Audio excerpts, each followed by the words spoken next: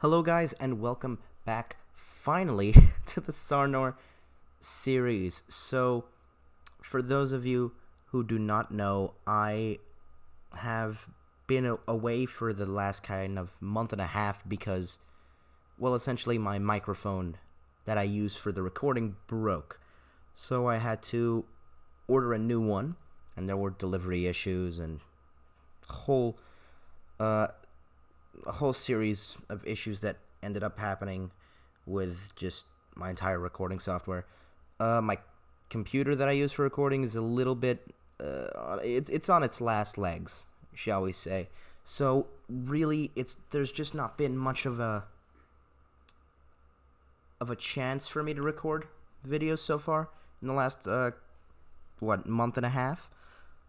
But yeah, I decided to make this video just to try to get back into a normal kind of routine, and to tell you guys all this and to explain why I have been unable to record a video, and mainly just to say that the channel isn't completely dead. So yeah, with all that said, I don't know that things are going to go back to normal in that daily kind of uploads straight away, but I do know that I'm getting a new computer in the next month, and we'll have to see how that works with the save files obviously being in this one, but I expect that it will have less issues, obviously being new, and that we'll be able to go back to kind of a normal uploading schedule then. We'll see about now, but hopefully I can get an episode out every 2 or 3 days now. We'll have to see, but yeah, just to try to get back into things. We're doing another Sarnor episode, because it's been like 2 months since I've been in the series, and I actually left it in quite an interesting point, I think, right after our war for Shame Isle. So we've taken Shame Isle, and we're waiting for that new administration, little debuff there, to go out so that we can actually get the military power to press our claim on Grey Gallows. And once that goes through and we take Grey Gallows, I expect we'll be able to take the rest of the Stepstones, because, well, we have a lot of money. We'll be able to make a claim on the High Lordship, and then we'll only need one more province to make the Kingdom of the Stepstones. Yeah, at the same time, Lalassa finally came of age in the last episode, and we had our first son, Vyomesh Alexei, the heir, and a second member of House Alexei, which is quite good, because this was about preserving the dynasty, and we've been able to do that. So let's get into the game, and let's continue Lalassa's journey in Last Refuge and see how things are going. So first off, what I want to do is improve Last Refuge, actually. We'll do that by building a militia training ground, which has quite a little bit of military in it. Ooh.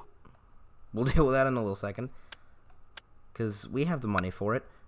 But what is this? My liege, my work in Rexstone seems to have come to fruition. By bribing, cajoling, extorting, threatening, and forging documents, I've managed to fabricate a claim on the lordship of Rexstone, presently held by pirate lord Corello. I leave it up to you whether to press it or not, and of course I will use it, because Rexstone is that 5th province I need to be able to form the Kingdom of the Stepstones, once I have taken Grey Gallows and Torturer's Deep. So we really don't need to send our diplomat out to make more claims. We can just perform statecraft now and improve relations within the kingdom. So let's see who isn't married. We'll just start dealing with our court a little more intimately. See if we can make sure that everything is sorted here. Ooh, the court physician isn't married. Okay. There's no one really for him to marry yet, but we'll see. We'll get some random courtiers to spawn, I'm sure. Vyomesh sleeps safely in my arms. He looks so sweet and innocent. The first days after the pregnancy was over, I could not be parted from him. But I'm starting to feel the weight of my responsibilities as princess pulling me away from him. I will always be with you, or time to go to the wet nurses, Vyomesh.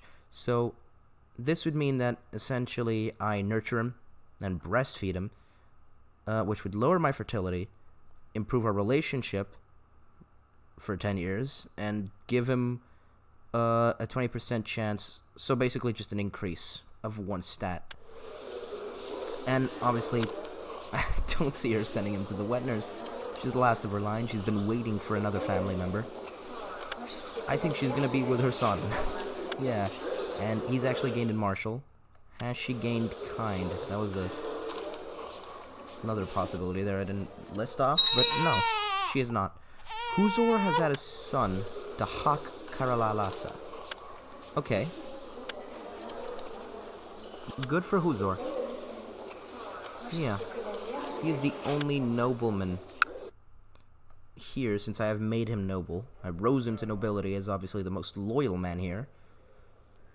And it's good to see his line continue.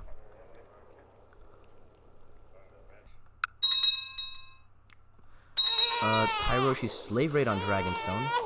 Ooh, Lady Leonette, his wife, is imprisoned by the Magister of Lys. How are his kids doing? Let's pause. Visenya is married to the Celtigar heir. Yeah, remember that. She really didn't turn out into a fighter, which is a shame to see Visenya turn out like this, but kind of cool in a very different kind of way. She's a much more cunning character here. She has her daughter, Shara. Princess Miri the Brilliant has declared Dornish Stormlander War of Emancipation on Storm King Jon. Didn't know he was practicing slavery, but... Oh, and it's over. Huh. So that's quickly done with. Ooh, Leonette was tortured to death, so the Lord of Dragonstone's wife. He has two more, though. Nisia Erosenes, a Lysini, 34-year-old is his main wife, and a 17-year-old Lady Ariane, a Valyrian girl. Aegon Targaryen, here's the Conqueror. He's become a decent fighter, but never the formidable might he was. He is still a great man in the ways of pretty much every stat. Jeez. He has Balerion, the Black Dread. He is betrothed to Shara Celtigar, Visenya's daughter.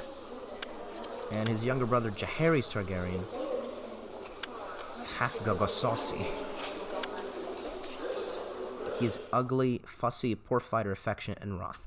Okay, 9 years old as well.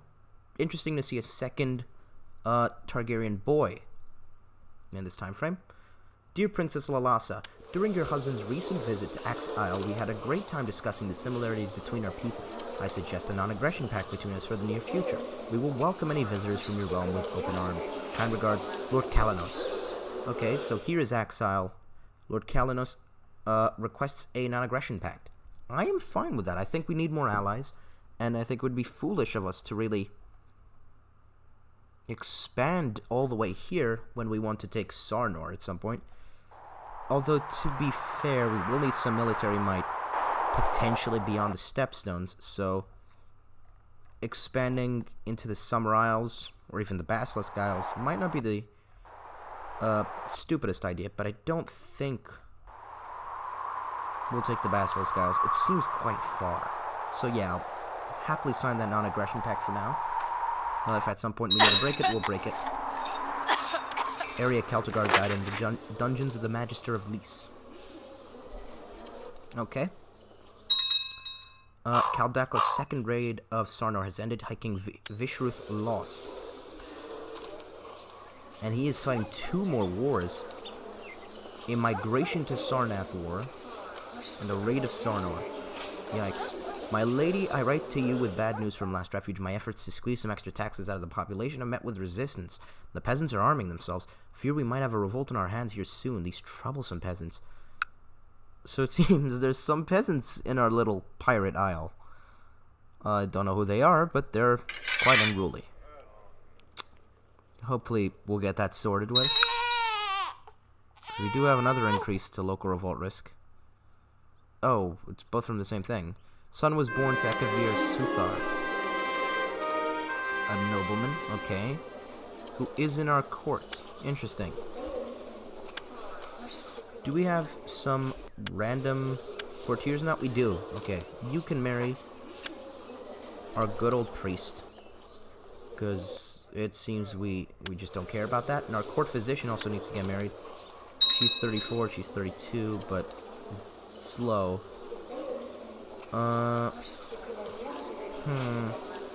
Maybe we'll wait for someone a bit younger than either of them? No, let the slow one marry him. Why not?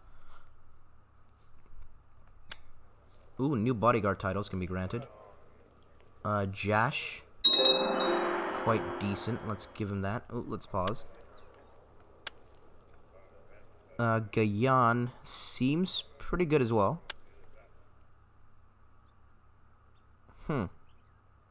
She's actually pretty well herself, and Aisha is not. So is Aisha the one I married to Ishan? No, that's Suvitha. Is Aisha married to someone? You are. To Avalash Sithar. Okay, so another tall man nobleman who I assume came from that lost war with the Dothraki. And they've just fled over here. What's this? Yeah, this is another territory they've lost to the Dothraki. And whenever they lose, it seems they don't flee to Sarnor, obviously, because that's the place they're being pushed out of. They flee overseas to the princess. The exiled princess of Sarnor. And most come and take refuge with her in the last refuge. That's very cool. I like that. Ooh, also, before I forget, Vishruth had his shadow skin cloak on, but yeah, before I forget, our militia training round is finished, which will give us quite a couple of men. We now have 1,000 ready. I will waste the next of them on a castle town. Don't really know how the tax income thing works, but I do know we'll be getting more money, which is good. Don't think we get 1.5 more, though. Just improves the income of this select locale, and I don't know how that actually works. Collect taxes at 27.5%. Is this a percentage thing? I have no idea. But we'll do this, just for the more money, despite it being more expensive. Hopefully it'll pay off in the long run.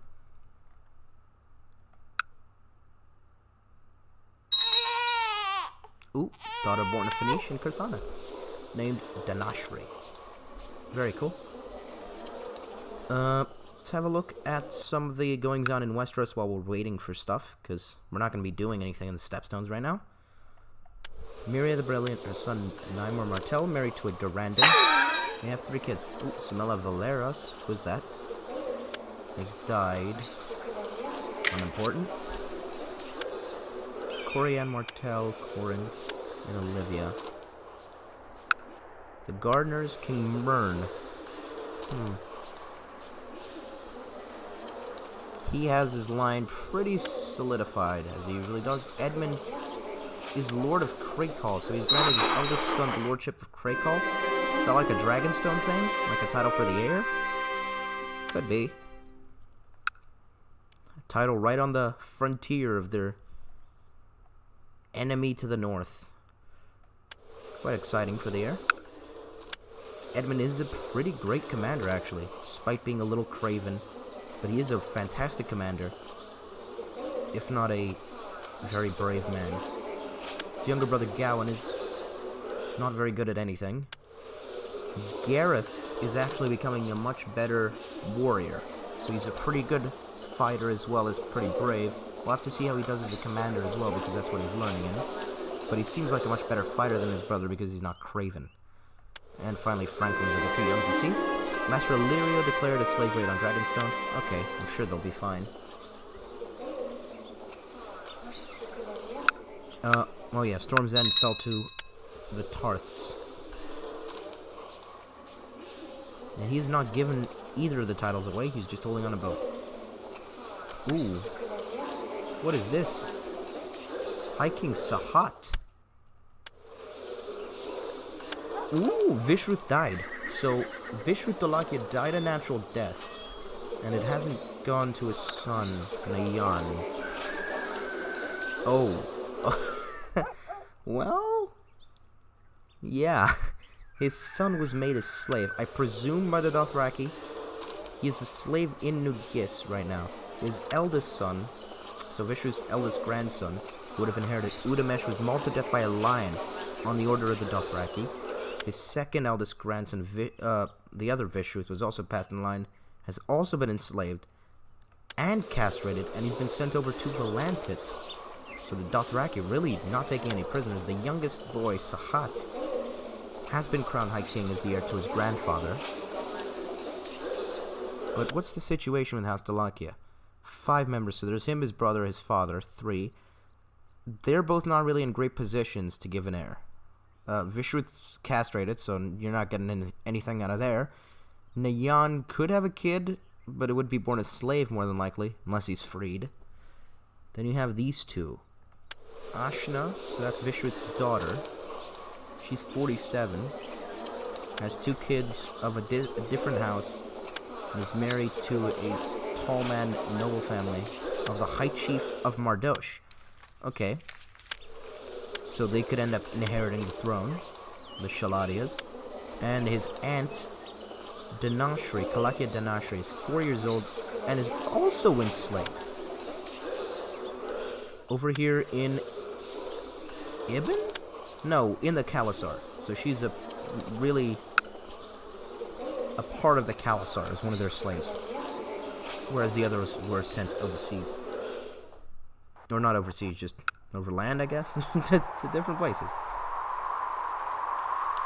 Interesting. So our homeland is kind of falling to shambles, while we sit over here and, you know, we grow and we consolidate our power to one day come back and take what is ours, take Sarnor. Kertshanks was executed by Prince Argalak. Don't know who that is. A wildling. Just a wildling bastard.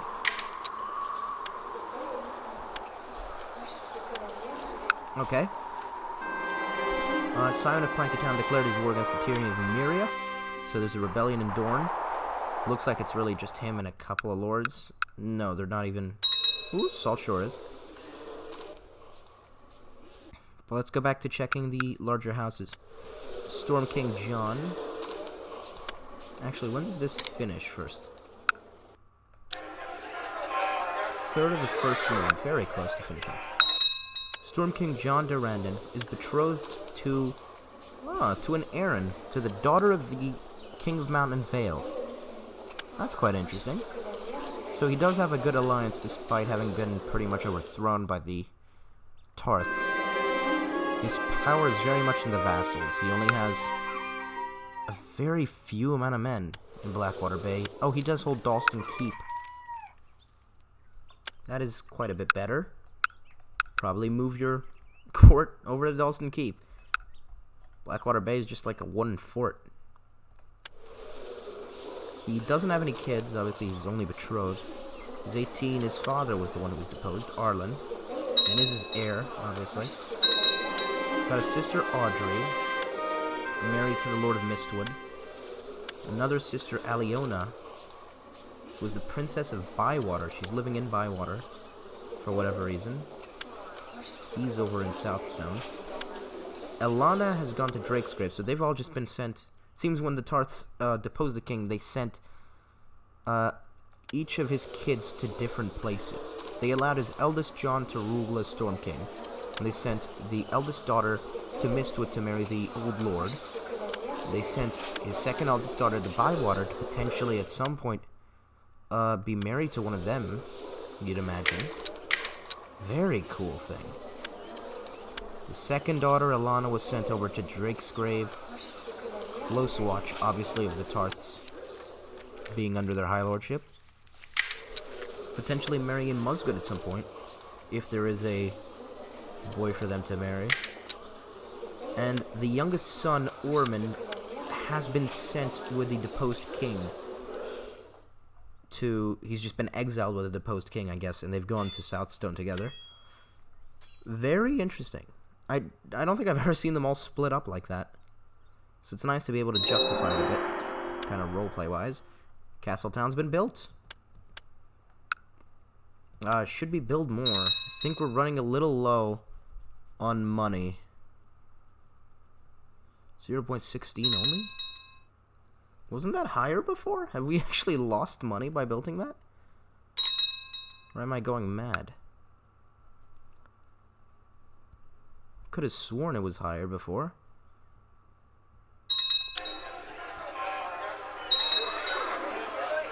No, our income is higher, 7.39 income. So I don't know, I guess we're making more money. Don't really want to waste more, though, with the limited funds we have. So I think we'll leave Last Refuge where it is. It is a pretty formidable levy. Very comparable to Grey Gallows.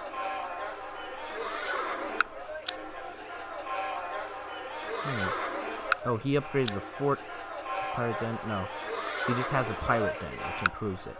Okay, and we do not have that. Okay. That's fine. How long for this thing to end? The new administration thing? Huh. A whole 23 years. That's gonna take a while. Tanishta's here. You have anyone to marry? Jafar. General. General Jafar Doshi, a nobleman. King Lakshan of Amber has declared Sarnori civil war to lower crown authority on the High King of Sarnor. So they're actually tearing themselves apart now. The High King of Amber, or the King of Amber, is trying to lower crown authority. I don't know that that's the wisest move when Sarnor is being attacked externally. Seems all the external wars have finished, though. But they have taken the capital. What has happened? The High King now rules from Saf. And, well, what used to be the capital, I don't even remember what the name of it was. I think it was, like, Sarnath? Yeah, I'm pretty sure it was Sarnath. What used to be the capital of Sarnath, with our line having... I don't think that's the one. I think this is Sarnath. This one. Who's really amazing? Yeah, and then our line. Yeah, which our line had ruled for years, has been taken by the Dothraki invaders. Kind of splitting the territory a bit. The King of Sarnath. Oh, he's actually been crowned King of Sarnath. Interesting. The King of Sarnath, King Parvesh, is now separated from the rest of Sarnor.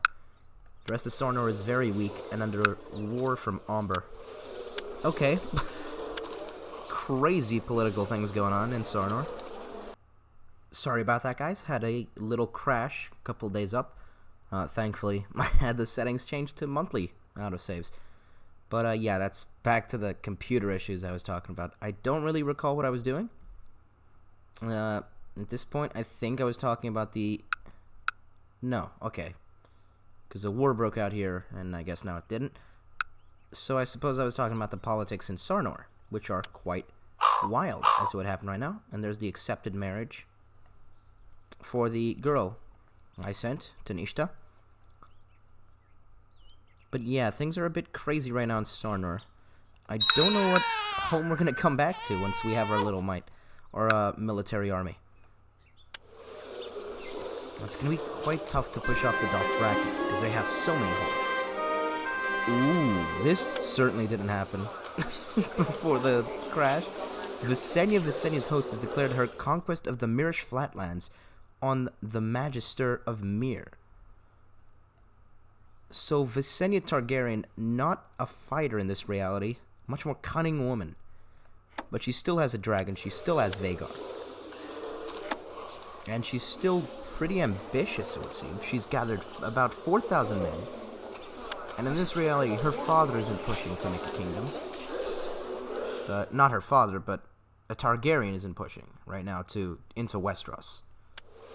Aegon's gotten a skilled commander, he's become a skilled fighter as well, so he actually ended up pretty damn close to what he actually is, or canonically is. With the exception being that formidable fighter.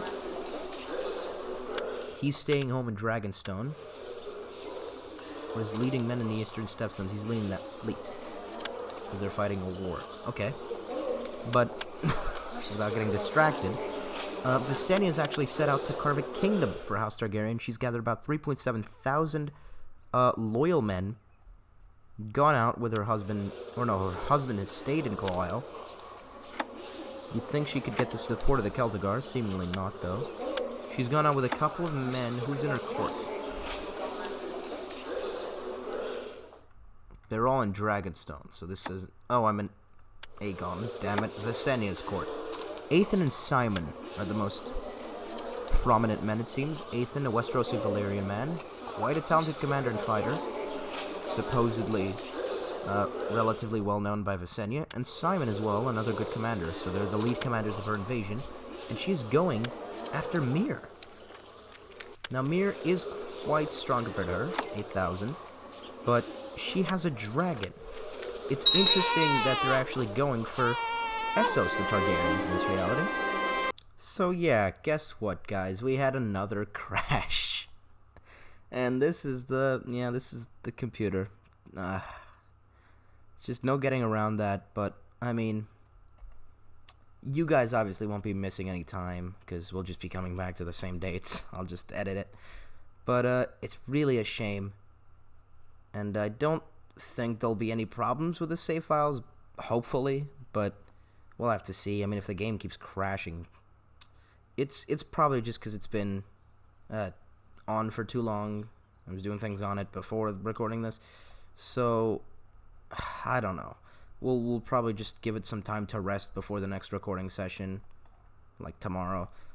And yeah, but I believe again this crashed right before the war on Crakehall, which maybe you guys will see now. We'll get to that if we get to that. Let's keep going. Aerion Targaryen has had Dark Sister removed from him, so he's given it to someone.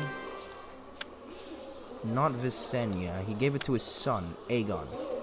Okay, so Aegon has Dark Sister. Maybe actually let's turn down the speed, because this episode's almost done anyways, but don't want to have another crash. Would be quite unfortunate. Joffrey Arryn is now known as the Just. Really? Oh, he is just. His traits don't seem great, though, but he's quite the diplomat. Nice to see a Joffrey do well. Joffrey be just. That's not something you see much. And here it is. Okay, hopefully we'll have no crash here. Fingers crossed, but so far it's crashed every time, like a couple days after this war has been declared. The Reachman Crakehall Vassalization War. And that war is being declared... sorry, keeping my eye there to see if it stops and just crashes. But that war is being declared because the Lannisters are currently at war with House Hoare. So they're at war for the Stony Sept as the Iron King's invading. And it seems during that confrontation, the Crakehalls decided not to back their king for whatever reason. So they are completely independent. And Mern Gardner saw that, and with his 40,000 men, he's just going to try to quickly steamroll over House Crakehall and really punch into Lannister territory. So, quite a good move from the Reach. Very clever. I think we'll just get to the end of this year and end the episode there, because honestly I don't feel too confident of the game and the computer holding up without crashing again. But we'll see. He's released Rickard Redwine of the Arbor from his prisons. Interesting. And it seems Visenya's war was successful. She's invaded the Mirish Flatlands. But she's... Hold on.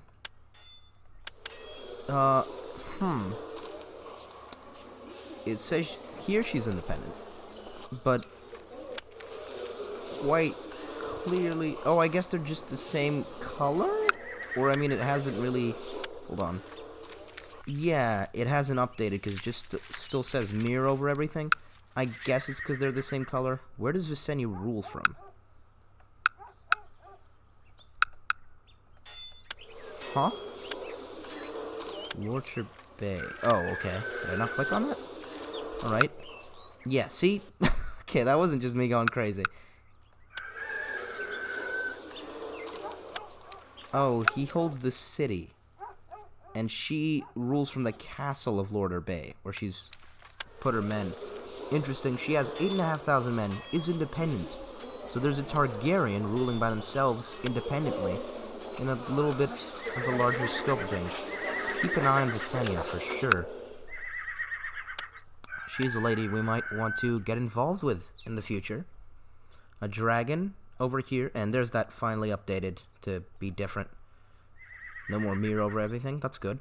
But, yeah. A dragon over here in Essos could be quite helpful to take back Sarnor at some point if we get allied with the Targaryens. In fact, your daughter. Arranged marriage. I can't arrange a betrothal? She's 4. Don't understand that. Okay. It's hard scratching out a living in my small realm here in Last Refuge. I am my own master, however, so perhaps I should turn to piracy to bring greater wealth to my house. Piracy of Fine Ocean. I have talked about this, and the event hadn't fired yet for me. But I think the best course of action, and I think the course of action I probably came to, is not to become a pirate. Because right now we really don't need to, in that we have enough wealth to fund our wars for the Stepstones. We have the claims already.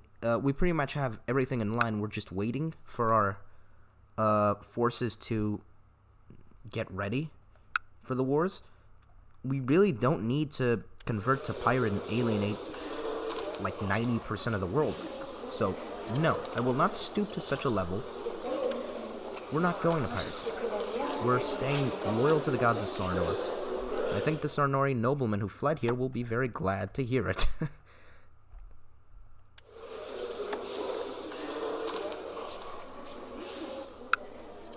You have already almost 900 levies ready in Last Refuge. It's not quite enough to take on Grey Gallows, but it is a nice sign. A son was born to Parn Anithi. Or to Parth and Anithi.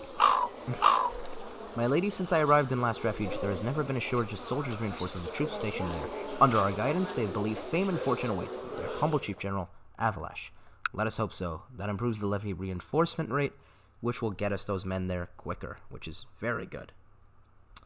And that will be the end of the year, and I will leave this episode here. It's not been easy. There's been a couple crashes. Hopefully, this will be better in the next episode. But again, it's just this computer, guys. It really is. It can't come too soon. The next one, the next computer, because I mean, once I get it, things will be running a lot smoother, hopefully.